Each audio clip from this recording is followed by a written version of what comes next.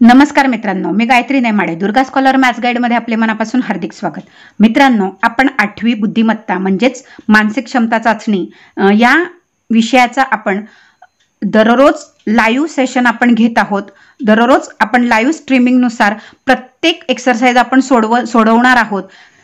काल आपण सूचना पालन यामध्ये अक्षरे, वर्णन, मजकूर यावरील 1.1 मधले 40 उदाहरण आपण कसे सोडवायचे हे बघितले होते.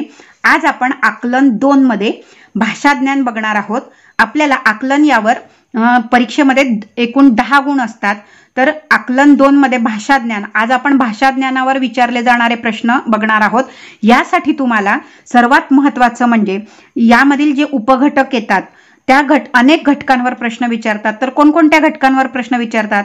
तर शब्दसमूहाबद्दल एक शब्द, एक शब्दापासून अनेक शब्दांचे अर्थ आपल्याला माहिती पाहिजेत, समानार्थी शब्द माहिती पाहिजेत, विरुद्धार्थी शब्द माहिती पाहिजेत, शब्दसमूहाबद्दल एक शब्द, इंग्रजी शब्दांसाठी पर्यायी मराठी शब्द कोणते आहेत किंवा मराठीबद्दल आपण इंग्रजी शब्द कोणते वापरतो, वाक्प्रचार, म्हणी, नंतर आपल्याला शब्दांचा क्रम म्हणजे आकार विल्ले देणारे आपल्याला शब्दांचे कोणकोणते क्रम आहेत त्यानुसार, शब्दांच्या जाती, मग जातीमध्ये कोणकोणते येतात, नाम, सर्वनाम, विशेषण याप्रमाणे, लिंग वचन आपल्याला माहिती पाहिजे, विरामचिन्ह माहिती पाहिजेत. त्याचप्रमाणे आपल्याला साहित्यिक, त्यांचे टोपण नावं, लेखक, पुस्तकं यांवर प्रश्न विचारले जातात या घटकामध्ये, भाषा ज्ञानमध्ये. आणि सर्वात शेवटचा म्हणजेच वर्ण प्रकार, अनुनासिकांनुसार आपल्याला प्रश्न विचारले जातात.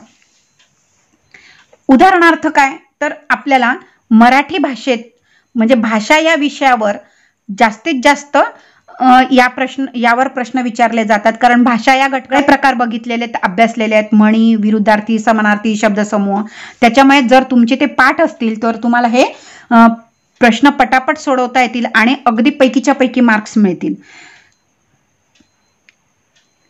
चला तर मग आपण लगेच सुरुवात करूयात.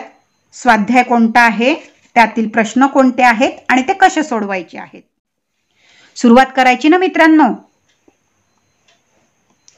आपापले पुस्तक ओपन करायचे आहेत आणि पान क्रमांक 164 काढायचा आहे. स्वाध्याय 1.2 काढायचा आहे. यावर सुद्धा आपल्याला 40 प्रश्न दिलेले आहेत. आपल्याला आजच्या भागामध्ये 40 प्रश्न सोडवायचे आहेत. तुम्ही सहकार्य करायचं आहे. तुम्हाला जे उत्तर येतात ते कमेंट बॉक्समध्ये पटापट कमेंट करायची आहे. पहा, पहिला प्रश्न आपण बघूयात. सुरुवात करूया स्वाध्याय 1.2 मध्ये. पहिला प्रश्न आहे, सार गवभ या अक्षर समूहापासून एक अर्थपूर्ण शब्द तयार करा.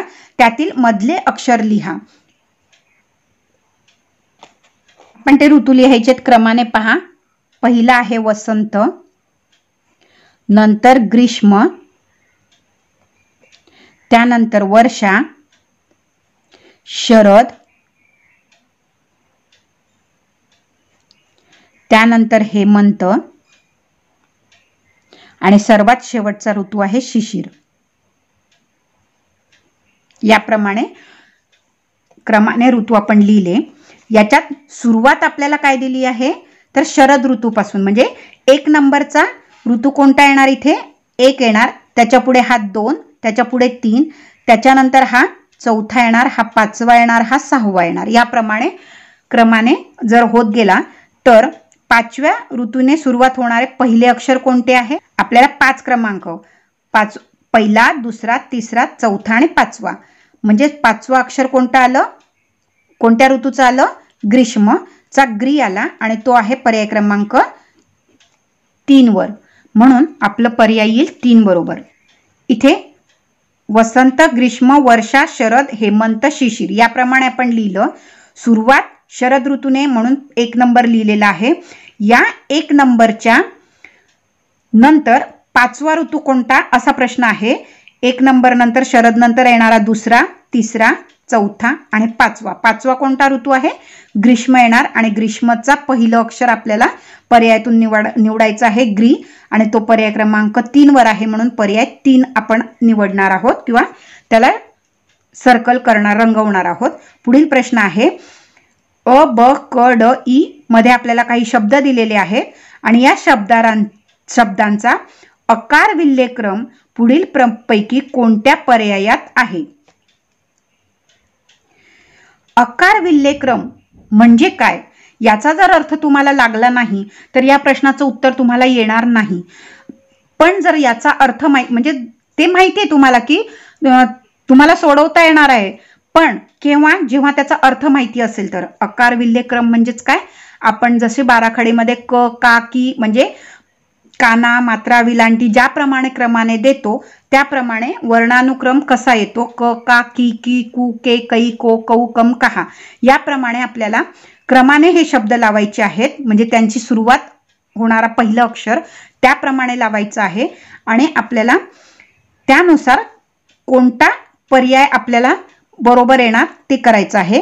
तर पहिलं आपण लिहिताना क लिहितो म्हणून हा 1 नंबरला येणार. क नंतर का येतो म्हणून कादंबरी हा दुसरा शब्द येणार. क का की, आता की वरून दिलेलं नाही, दुसऱ्या की वरून पण दिलेलं नाहीये. क का की की कु येतो म्हणून इथे हा तिसरा येणार. त्यानंतर पुढचे शब्द दिले नाहीत. कै आला हा 4 नंबरवर येणार, नाही क्रू येणार. कु कु नंतर ऋषीचा येतो म्हणून इथे आपण क आधी करू म्हणून याला 4 नंबर येणार आणि शेवटी कै म्हणजे ऐची मात्रा येते म्हणून इथे आपल्याला 5 नंबरला येणार. आता पहिलं अक्षर ई आहे, दुसरं अ म्हणजे ई अ ब ड क. हा पर्याय काय आला, ई अ ब ड आणि क. हे ऑप्शन कोणत्या पर्यायात दिलेला, हे आपल्याला क्रम कोणत्या ऑप्शन मध्ये दिलेला आहे तर अ ई अ ब ड आणि क म्हणजे चौथ्या पर्यायामध्ये दिलेलं आहे. म्हणून बरोबर उत्तर आपलं पर्याय क्रमांक 4 येणार आहे. अकार विल्हेक्रम लक्षात आलंच असेल या शब्दाचा अर्थ. आता इकडे पहा पुढचा. माझघरात भावेश ओक्साबोक्शी रडत होता म्हणून मी त्याचे सांत्वन केले. या वाक्यात पर्यायात दिलेल्या शब्दसमूहापैकी कोणत्या शब्दसमूहासाठी एक शब्द आलेला नाही? माझघरचा अर्थ काय होतो तर आपल्या घराच्या आतली खोली, सर्वात आतली खोली. म्हणजेच इथे माझघरचा अर्थ पर्याय क्रमांक 3 होईल म्हणून आपण इथे 3 लिहू. त्यानंतर ओक्साबोक्शी, ओक्साबोक्शी म्हणजेच काय तर मोठ्याने हेल काढून जोरजोरात रडणे म्हणून याचा शब्दसमूहाबद्दल ओक्साबोक्शी शब्द आलेला आहे 1 नंबरच्या समूहाबद्दल. त्यानंतर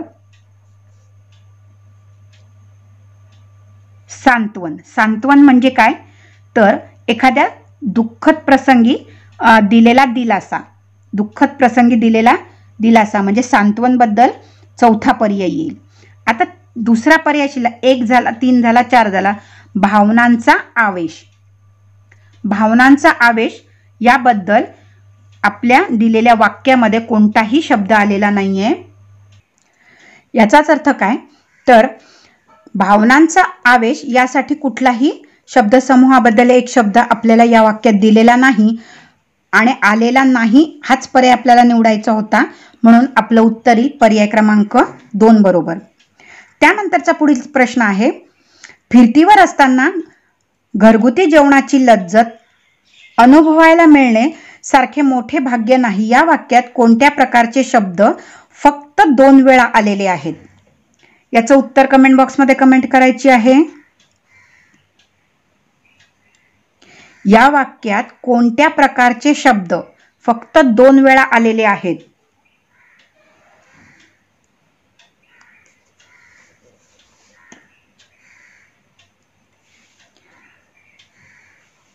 याचा अर्थ म्हणजे काय की अकारांती, आकारांती, इकारांती का एकारांती शब्द यापैकी कोणते फक्त 2 वेळा आलेले आहेत?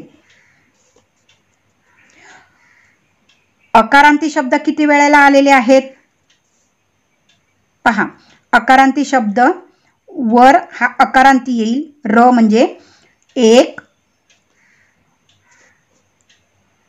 नंतर 2,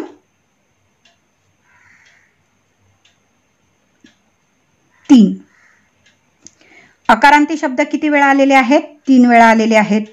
आकारांती शब्द कोणते आलेले आहेत म्हणजेच शेवट काय आ या स्वराने होणारे 1, 2, फक्त 2 वेळा आलेले आहेत. आणि आपल्याला 2 वेळाच विचारलेला आहे म्हणून पर्याय 2च येणार आहे. पण आपण अजून एक ऑप्शन चेक करूया. इकारांती शब्द म्हणजेच काय की शेवटी वेलांटी असलेले शब्द कोणते आहेत तर 1, 2, 3 म्हणजे हे पण 3 आले. एकारांती शब्द कोणते आहेत तर 1, 2, 3, 4 4 म्हणजे हे 4 आलेले आहेत.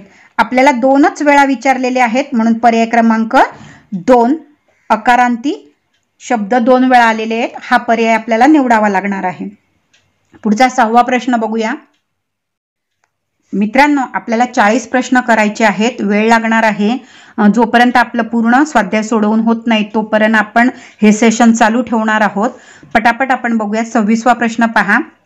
वनात एकीकडे गुंजारव, केकारव आणि कलरव दुसरीकडे धुतकार अन गर्जना ऐकू येत होत्या. या वाक्यात वनात राहणाऱ्या कोणत्या सजीवांचा बोध होत नाही.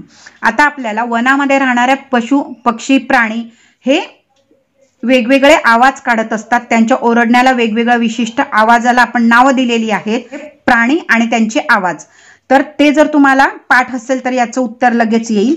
पहा. वनात एकीकडे गुंजारव कोण करतं, केकारव कोण करतं, कलरव कोण करतं, धुतकारतं कोण आणि गर्जना कोण करतं. गुंजारव कोण करतं तर मधमाशांचा गुंजारव असतो. केकारव हा मोराचा असतो. कलरव हंसचा असतो, हंस पक्षाचा असतो. घुबड धुतकार करतो. गर्जना ही सिंहाची गर्जना असते. डासांची भुणभुण असते. आणि इथे हा भुणभुण शब्द काही आलेला नाहीये. इथे हा भुणभुण शब्द काही आलेला नाहीये म्हणजेच पर्याय क्रमांक 1 जो डास आहे त्यांचा आपल्याला ध्वनिदर्शक शब्द आलेला नाहीये म्हणून पर्याय क्रमांक 1 हे आपल्याला निवडावं लागणार आहे.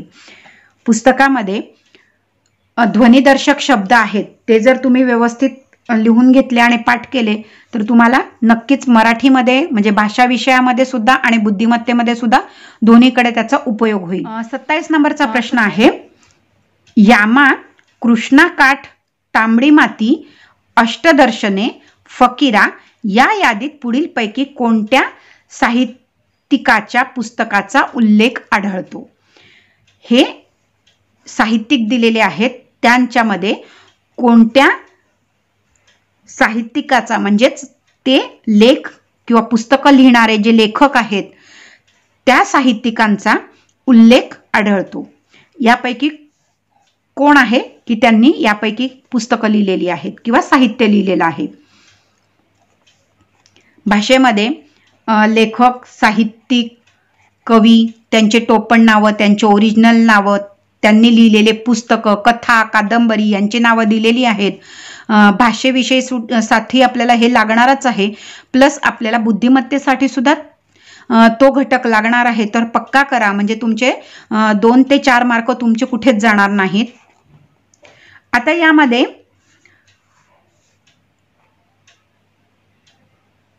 म्हणजे महादेवी वर्मा यांनी यामा हे साहित्य लिहिलेलं आहे आणि त्यांना ज्ञानपीठ पुरस्कार मिळालेला आहे. आणि आपल्याला कोणाच्या पुस्तकाचा उल्लेख आढळतो म्हटलेला आहे म्हणून पर्याय क्रमांक 1 हे बरोबर उत्तर येणार आहे. बाकीचे आहे राग जाधव, विवा शिरवाडकर, प्रकट यत्रे यांच्या पुस्तकांचा इथे उल्लेख आढळत नाहीये म्हणून आपल्याला पर्याय क्रमांक फक्त 1 हे बरोबर येणार आहे. त्यानंतर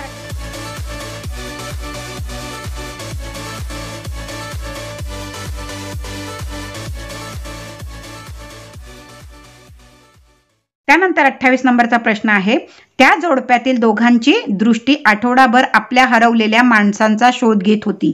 या वाक्यातील कोणता शब्द अनेक वचनी आहे? हिच्यामध्ये एक शब्द असा आहे की तो अनेक वचनी आहे. कोणता येईल? जोडपे, आठवडा, माणूस, दृष्टी. जोडप्यांचा अनेक वचन काय होतं, आठवड्यांचं अनेक वचन काय होतं, माणसाचं अनेक वचन काय होतं किंवा दृष्टीचं अनेक वचन काय होतं, आणि ते येणारं उत्तर आपल्या प्रश्नामध्ये दिलेलं आहे का हे शोधायचं आहे आणि उत्तर तुम्ही कमेंट बॉक्समध्ये कमेंट करायचं आहे. चला पटापट लवकर उत्तर सांगायचं आहे. काय येईल?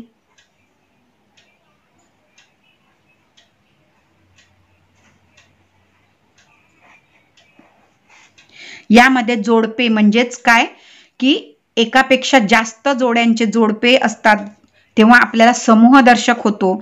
आठवडा हा 7 दिवसांचा मिळून आपण आठवडा म्हणतो, म्हणजे तोही समूहदर्शक शब्द होतो. आणि ज्या वेळेला समूहदर्शक शब्द असतो त्यावेळेला तो एकवचनी शब्द असतो. हे लक्षात ठेवा मित्रांनो. ज्या वेळेला समूहदर्शक शब्द असतो तो एकवचनी असतो, नेहमीच एकवचनी असतो. मग आता उरलं काय? माणूस आणि दृष्टी. मग तिच्यामध्ये काय? माणूसचं अनेक वचन काय येतं? माणसं येतं, माणसं येतं. आणि दृष्टीची दृष्टीच राहते. एक वचनही तेच राहतं आणि अनेक वचनही तेच राहतं. म्हणून आपलं अनेक वचनी शब्द येईल दृष्टी. पर्याय क्रमांक 4 बरोबर येणार. तुम्हाला आजचा व्हिडिओ स्पष्टीकरण कसे वाटत आहेत कमेंट बॉक्समध्ये कमेंट करायचे आहेत. तुम्हाला काय हवं, काय नाही समजलं तो प्रश्न सुद्धा तुम्ही कमेंट बॉक्समध्ये कमेंट करायचा आहे. त्याचं स्पष्टीकरण नक्कीच देण्यात येईल. त्याचबरोबर आपल्या मित्रांमध्ये जास्तीत जास्त शेअर करा आणि त्यांना सुद्धा या व्हिडिओचा, या लाईव्ह सेशनचा लाभ घेण्यास मदत करा. पुढील प्रश्न लगेच बघूया.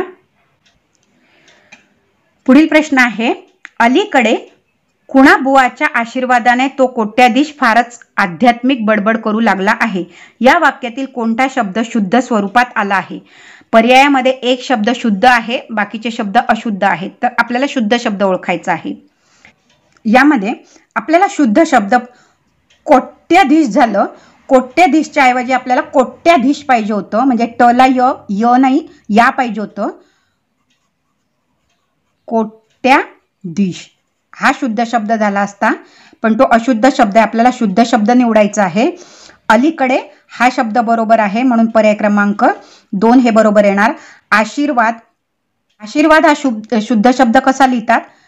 तर आ शला दुसरी वेलांटी आशीर्वाद याप्रमाणे लिहितात. आणि आध्यात्मिक नाही तर आध्यात्मिक, अला काना आ, ध्या आणि आध्यात्मिक याप्रमाणे लिहितात. आध्यात्मिक म्हणजे हाही चुकीचा आहे, हाही चुकीचा आहे आणि हाही चुकीचा आहे. अगदी बरोबर शब्द आपला पर्याय क्रमांक 2 अलीकडे हा शब्द बरोबर आहे, म्हणून आपलं उत्तर येणार आहे पर्याय 2 बरोबर. पुढील 30वा प्रश्न आहे, अंधार पडल्यावर सर्वजण आमच्या घरी आले आणि दुःख व्यक्त करून गेले. या वाक्यात पुढीलपैकी कोणते अक्षर लघु आहे? प्रश्न आहे, अंधार पडल्यावर सर्वजण आमच्या घरी आले आणि दुःख व्यक्त करून गेले. या वाक्यात पुढीलपैकी कोणते अक्षर लघु आहे? लघु म्हणजेच काय? तर ह्रस्व.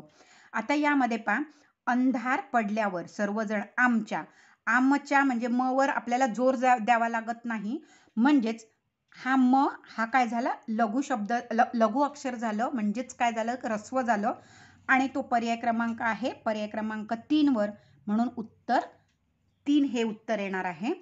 त्यानंतर 31वा प्रश्न आहे, त्या मानव सदृश्य प्राण्याने चित्त्यागत झेप घेऊन बंदूकधारी माणसावर हल्ला केला. या वाक्यात उपमा अलंकार असलेल्या शब्दाचे शेवटचे अक्षर कोणते? भाषेमध्ये आपल्याला भाषा पेपरमध्ये पेपर 1च्या भाग 1 मध्ये अलंकार, शब्दसमूहाबद्दल एक शब्द, उपमा अलंकार, अलंकाराचे प्रकार हे दिलेले आहेत. ते जर तुम्ही नीट अभ्यासले तर आपल्याला बुद्धिमत्तेमध्ये सुद्धा त्याचा उपयोग करून घेता येईल. आता यामध्ये त्या मानव सदृश्य प्राण्याने, यामध्ये काय करायचं आहे की या वाक्यातील उपमा अलंकार असलेल्या शब्दाच्या शेवटचे अक्षर कोणते? यामध्ये उपमा कोणती आहे? तर मानव सदृश्य. यामध्ये आपल्याला शेवटचे अक्षर काय दिलेलं आहे? श दिलेला आहे आणि तो पर्याय क्रमांक आहे पर्याय क्रमांक 4 वर. प्राणी आहे पण ते कोणते, कसे दिसतात? मानवासारखे, म्हणजे मानवासारखे दिसतात म्हणून मानव सदृश्य, हे त्याला उपमा दिलेली आहे.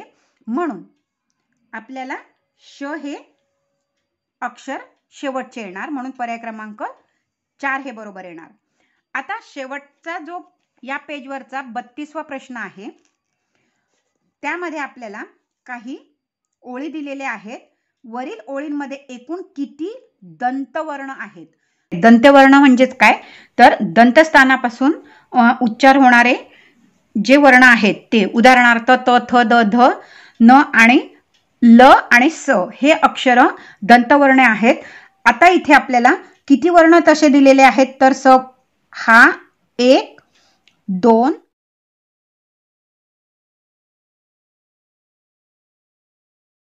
असे एकूण 9 दंतवर्ण आलेले आहेत, म्हणून आपला पर्याय क्रमांक 3 हे बरोबर येणार आहे.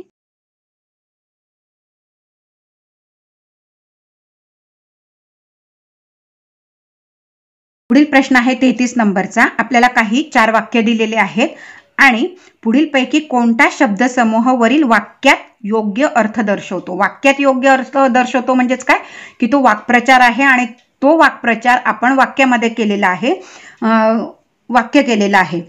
कंपित झाला, इथे दिलेला आहे कंपित झाला. वर्दी दिली, त्यानंतर कणिक तिंबली आणि चौथा आहे हवालदिल झाला. आता याचा अर्थ कंपित झाला म्हणजे भयभीत झाला, याचा अर्थ तोच होतो, म्हणजे हा वाक्यप्रचार आहे त्याचा अर्थ बरोबर दिलेला आहे. वर्दी दिली म्हणजे संदेश दिला. कणिक तिंबली म्हणजेच खरडपट्टी काढली. हे तीनही शब्द वाक्प्रचार आहेत आणि हे वाक्प्रचार असून या वाक्यांमध्ये ते वाक्प्रचार म्हणून न देता शब्दसमूह म्हणून दिलेले आहेत. परंतु हवालदिल झाला हा शब्द हा आपल्याला वाक्प्रचार हा इथे सुद्धा वाक्प्रचार म्हणूनच आलेला आहे आणि वाक्यामध्ये पण तोच आलेला आहे आणि आपल्याला वाक्याचा अर्थ दर्शवतो, म्हणून आपला पर्याय क्रमांक काय येईल? पर्याय क्रमांक 4 बरोबर येणार आहे. याप्रमाणे आपल्याला हे सोडवायचं होतं. पुढील 34 नंबरचा प्रश्न आहे, अनघड या शब्दातील घ या अक्षराने किती अर्थपूर्ण शब्दांची सुरुवात होती? आता अनघड या शब्दामध्ये घ या शब्दापासून किती अर्थपूर्ण शब्द आपल्याला शब्दांची सुरुवात होते? 1, 2, 3, 4. घ पासून सुरुवात होणारे पहिला शब्द घड होईल, नंतर घन होईल आणि मग त्यानंतर कोणतेच होणार नाही. म्हणजे किती एकूण अर्थपूर्ण शब्द घ या सुरुवातीच्या अक्षरापासून झाले तर 1 आणि 2, म्हणून पर्याय क्रमांक 2 हे आपलं उत्तर बरोबर येणार आहे. 35 नंबरचा प्रश्न आहे, कोबी, गवार, पालक, मेथी, शेपू या भाज्यांची मोठी विक्री आज बाजारात झाली. या वाक्यात कोणती भाजी पालेभाजी नाही? याचं उत्तर तुम्ही द्यायचं आहे की पालेभाज्या कोणकोणत्या आहेत आणि पर्यायामध्ये अशी कोणती भाजी आहे की ती पालेभाजी नाहीये? कोबी, गवार, मेथी आणि शेपू की जी पालेभाजीमध्ये मोडत नाही. मेथी ही पानांचीच असते म्हणून ती पालेभाजी आहे, शेपू ही पालेभाजी आहे. आता शिल्लक राहिले कोबी आणि गवार. मग आता सांगा बरं, कोबी आणि गवार पैकी कोणती भाजी आहे की ती पालेभाजी नाही? पटापट उत्तर द्यायचं आहे. कोबी ही पानापानांनी बनलेली आहे म्हणून तिला पालेभाजी म्हटलं जातं. राहिली गवार, ही गवार शेंग भाजी आहे, पालेभाजी नाही, म्हणून आपलं उत्तर काय येणार आहे? गवार येणार आहे की गवार ही पालेभाजी नाही. याप्रमाणे आपल्याला पर्याय 2 निवडायचा होता. पुढील 36 नंबरचा प्रश्न आहे, मराठी महिन्यांच्या क्रमवार मालिकेत कितव्या क्रमांकाच्या महिन्याचे शेवटचे अक्षर जोडाक्षर आहे? अचूक 2 पर्याय. आता मराठी महिने तुम्हाला माहितीच असेल, चैत्र, वैशाख, ज्येष्ठ, आषाढ. तर असे कोणते महिने आहेत की त्यांचं शेवटचं अक्षर हे जोडाक्षर आहे? आणि असे 2 पर्याय निवडायचे आहे आपल्याला कितव्या क्रमांकावर ते महिने आहेत त्याप्रमाणे। मराठी महिने कोणकोणते आहेत मी सांगितलं, चैत्र वैशाख। मग आता बघा बरं त्या 12 महिन्यांपैकी कोणते अक्षर आहेत, किती जोडाक्षर आहेत। पहिला शब्द येईल चैत्र, त्र म्हणजे त आणि र एकत्र, आणि वैशाख ज्येष्ठ, आषाढ श्रावण भाद्रपद। आपल्याला 2 पर्याय निवडायचे आहेत। पहिला पर्याय चैत्र आला, हा पहिला नंबरचा महिना आहे म्हणून आपला चौथा पर्याय बरोबर येणार। त्यानंतर कितव्या महिन्यावर आहे, कितव्या अंकावर नंबरवर जो महिना आहे की तो शेवटचा शब्द आपल्याला जोडाक्षर आहे। 12 महिने पूर्ण मी लिहून काढलेले आहेत। आपल्याला शेवटचं अक्षर जोडाक्षर पाहिजे आहे। शेवटचं अक्षर त्र आलं म्हणून पहिला नंबर आलेला आहे। चौथा, 9वा आणि 8वा, चौथ्या नंबरवर 1 2 3 4 ढ हे काही जोड शब्द नाही म्हणजे पहिला पर्याय चुकीचा आहे। त्यानंतर 9वा, 9वा कोणता, 1 2 3 4 5 6 7 8 9, 9 मार्गशीर्ष हा जोडाक्षर आला म्हणून आपला 9वा पर्याय पण बरोबर येणार आहे। त्यानंतर 8व्या नंबरवर काय आहे, तर 8व्या नंबरवर कार्तिक आहे आणि क हा काही जोड शब्द नाहीये म्हणजे जोडाक्षर नाहीये म्हणून तो येणार नाही। म्हणजे पर्याय आपला 2 आणि 4, पहिला आणि 9वा हे उत्तर दोन्ही पर्याय आपले अचूक राहणार आहेत किंवा बरोबर राहणार आहे। त्यानंतर पुढील प्रश्न आहे 37 नंबरचा। काल सकाळी गावी पोहोचल्यावर तो लगेच संध्याकाळच्या गाडीने परतला, या वाक्यात कोणते क्रियाविशेषण आले आहेत। अचूक 2 पर्याय निवडायचे आहेत आपल्याला। भाषा विषयामध्ये विशेषण आणि त्याचे सगळे प्रकार याप्रमाणे दिलेले आहेत। ते जर तुम्ही सोडवले तर नक्कीच तुम्हाला उत्तर काढता येईल। क्रियाविशेषण आलेलं आहे आणि 2 पर्याय, काल सकाळी गावी पोहोचल्यावर। आता आपल्याला विशेषण आहे पण ते काय दाखवते, क्रिया दाखवते। क्रिया करणारी, लगेच, ताबडतोब, उशिरा, सावकाश हे क्रियाविशेषण झाले म्हणून एक लगेच येईल। आणि दुसरं कोणतं येईल, काल म्हणजे काळ दाखवला, त्याची कालची क्रिया दाखवली म्हणून काल आणि लगेच हे 2 काय आलेले आहे। सकाळ कशी होती हा नामाबद्दल विशेष माहिती म्हणजे क्रियाविशेषण। सकाळ कशी होती, केव्हाची होती तर कालची होती। संध्याकाळ केव्हाची होती, संध्याकाळ केव्हा झाली तर लगेच झाली म्हणून काल आणि लगेच हे 2 शब्द काय आहेत, क्रियाविशेषण आहे। आणि त्याचा पर्याय कुठे आहे, 1 नंबरला, पर्याय 1 आणि पर्याय 3 हे 2 उत्तर आपले, कारण 2 विचारलेले आहेत, हे 2 उत्तर आपले बरोबर आहेत। पुढचा प्रश्न आहे 38 नंबरचा। डाउनस्टेअर या शब्दातील अक्षरांपासून पुढीलपैकी कोणता शब्द तयार होईल। अचूक 2 पर्याय करायचे। आपल्याला एक मोठा शब्द दिलेला आहे आणि त्याच्यापासून आपल्याला स्मॉल लेटर वर्ड्स तयार करायचे आहेत। तर यापासून कोणते अक्षर तयार होतील, SAID, SAID हा शब्द एक तयार होतो म्हणून हा पर्याय 1 येईल। त्यानंतर DATE, DAT पण याच्यामध्ये ई दिलेला नाही म्हणून हा येणार नाही। SUN सन याच्यामध्ये यू दिलेला नाही म्हणून हा पण येणार नाही। आणि 2 अचूक पर्याय विचारले, पहिला बरोबर आलेला आहे आणि शेवटी उरलेला चौथा तोही बरोबर येणार आहे। नाव, NOW नाव, हे 2 अक्षर, हे दोन शब्द काय होतात, अचूक तयार होतात म्हणून पर्याय क्रमांक 1 आणि 4 हे आपले उत्तर बरोबर येणार आहे। मित्रांनो, उद्याच्या दिवशी आपण 1 इंग्रजी अक्षरमाला आणि वर्णमाला म्हणजे 1.3 हा आपण सोडवणार आहोत पूर्ण स्वाध्याय। त्यामुळे जास्तीत जास्त मित्रांना तुम्ही सूचना करा ती वर्णमाला अक्षरमाला कशी सोडवायची आहे। त्यासाठी जास्तीत जास्त मित्रांनी ऑनलाईन यायचं आहे। कमेंट्स करायची आहे, उत्तरं कमेंट बॉक्समध्ये कमेंट करायची आहेत, जेणेकरून तुम्हाला काय समजलं, उत्तरं किती बरोबर आहे तुमचं तुम्हाला कळेल. मित्रांनो, जर तुम्हाला एखादा घटक कठीण वाटत असेल तर तुम्ही ते सुद्धा कमेंट बॉक्समध्ये कमेंट करा, किंवा आत्ता मी जे सांगत आहे आजच्या आपल्या एक्सरसाइजमध्ये स्वाध्याय 1.2 मधला कुठला प्रश्न जर समजला नसेल तर तो तुम्ही पुन्हा तिच्यामध्ये कमेंट बॉक्समध्ये कमेंट करा. पुढच्या सेशनला नक्कीच त्याचं स्पष्टीकरण पुन्हा दिलं जाईल. चला तर मग पुढचा आपण प्रश्न बघूयात. 39 म्हणजे 39 वाला प्रश्न. अथांग पसरलेल्या वाळवंटात एक सांडणी स्वार निर्विकार मुद्रा ठेवून प्रवास करीत होता. या वाक्यात पुढीलपैकी कोणत्या शब्द समूहासाठी एक शब्द आलेला नाही आणि आपल्याला 2 पर्याय निवडायचे होते. कोणकोणते शब्द समूह आलेले आहेत? अथांग, अथांग म्हणजे ज्याचा थांग लागत नाही असा तो अथांग. सांडणी स्वार म्हणजे सांडणीवर बसलेला सांडणी स्वार, आणि त्याचा आपल्याला शब्द समूहासाठी एक शब्द सांडणी स्वार आला आणि त्यात तो शब्द समूह कोणता आहे? 1 नंबरचा आहे सांडणी स्वार. अंत नसलेला, अथांग म्हणजे अंत नसलेला हे येत नाही म्हणजे हा पर्याय चुकीचा आहे.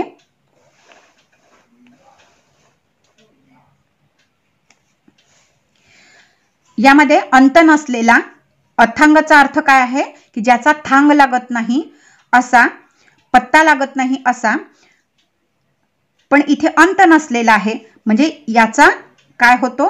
तो अर्थ होत नाही. नंतर निर्विकार, निर्विकार म्हणजेच काय? ज्याला भाव नाही असा, कुठलाही भाव नाही तो निर्विकार म्हणजे भाव नसलेला, म्हणून आपला पर्याय क्रमांक 4 बरोबर येईल. कोणताही आजार नसलेला, निर्विकार म्हणजे कोणताही आजार नसलेला होणार नाही, म्हणून 2 आणि 3 पर्याय चुकीचे आहेत. आपल्याला काय सांगितलं होतं की जे शब्द समूहासाठी एक शब्द आलेला नाही, हे 2 पर्याय आपल्याला त्याचे शब्द हिच्यामध्ये आलेले आहेत, निर्विकार आणि सांडणी स्वार, म्हणून हे काय झाले? हे येणार नाहीत. आपल्याला प्रश्नामध्ये काय दिलेले आहेत? जे आले नाहीत ते निवडायचे आहेत. अंत नसलेल्याचा आपल्याला शब्द हिच्यामध्ये आलेला नाही म्हणून पर्याय क्रमांक 2 येईल. आणि कोणताही आजार नसलेला, निरोगी म्हणजेच कोणताही आजार नसलेला, पण तो शब्द निरोगी शब्द सुद्धा तिच्यात दिलेला नाही, म्हणून या 2 शब्द समूहांबद्दल एक शब्द आपल्याला प्रश्नामध्ये दिलेला नाहीये, म्हणून आपलं उत्तर येईल पर्याय 2 आणि 3 बरोबर.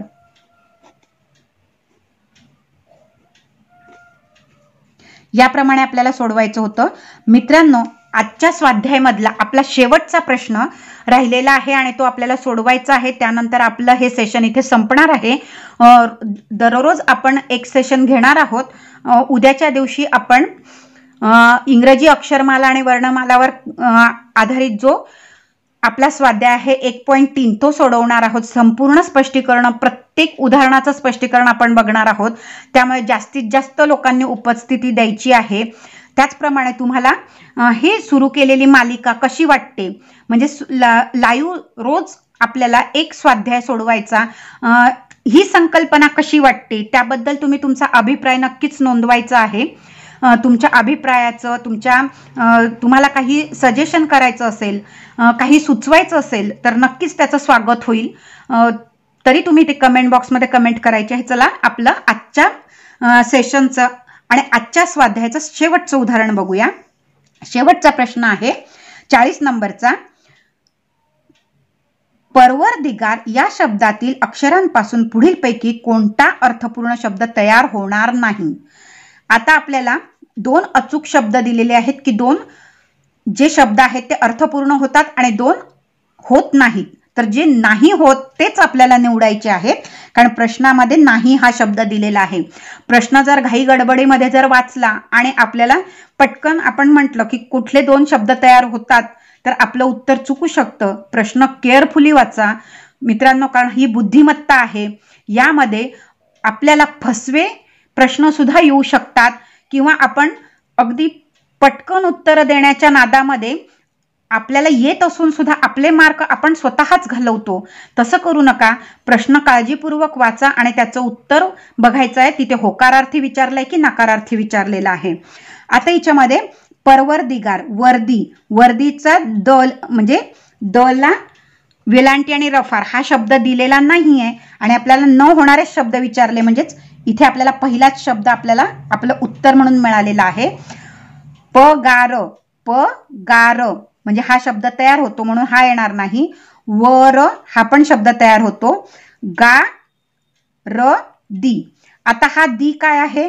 रस्व आहे म्हणजे पहिली वेलांटी दिलेली आहे, परंतु आपल्याला ऑप्शन मध्ये दुसरी वेलांटी दिलेली आहे म्हणजे गारदी हा शब्द तयार होणार नाही. म्हणून पर्याय क्रमांक 1 आणि 4 हे आपलं बरोबर येणार आहे. याप्रमाणे आपल्याला काय करायचे होते?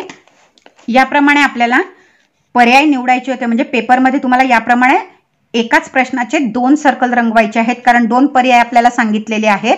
त्यानुसार कुठेही बाहेर जायचं नाहीये किंवा आपल्याला अर्धवट सर्कल रंगवायचं नाहीये. अगदी तंतोतंत याप्रमाणेच आपल्याला ते रंगवायचे आहेत, तरच आपले मार्क्स आपले काउंट होणार आहेत. अदरवाईज कितीही बरोबर असल्या आणि तुम्ही चित्रविचित्रपणे बाहेर कसंही तिरपतार्प किंवा एकापेक्षा दोनापेक्षा जास्त जर सर्कल रंगवले तरीही तुमचे मार्क जाणार आहे. किंवा 2 पर्याय विचारले आणि तुम्ही एकच कुठलाही पर्याय जर रंगवला तरी सुद्धा मित्रांनो तुमचे मार्क्स जाणार आहेत. तो प्रश्न फुल्ली तुमचा चूक म्हणून धरला जाईल. तरी काळजीपूर्वक हे करायचं आहे. चला तर आज आपण इथेच थांबूयात. आजच्या घटकावरची टेस्ट होणार आहे ती मी तुम्हाला 2-3 दिवसानंतर देणार आहे. म्हणजे आज झालेला घटक तुम्हाला 2 दिवस रिव्हिजनसाठी देणार आहे आणि त्यानंतर आपण टेस्ट देणार आहोत. ती ऑनलाईनच राहणार आहे. त्याची लिंक तुम्हाला दिली जाईल. तुम्ही ती सोडवायची आहे आणि लगेच तुमचे मार्क्स बघायचे आहेत. आज आपण इथेच थांबूयात. तुम्हाला माझा व्हिडिओ आवडल्यास नक्कीच लाईक करा, शेअर करा आणि कमेंट करून नक्की कळवा की तुम्हाला हा व्हिडिओ कसा वाटला. त्याआधी चॅनल सबस्क्राईब करा, बेल आयकॉनला क्लिक करा, म्हणजे जेणेकरून नवनवीन अपलोड केलेल्या व्हिडिओजचे नोटिफिकेशन तुम्हाला सर्वात अगोदर मिळेल.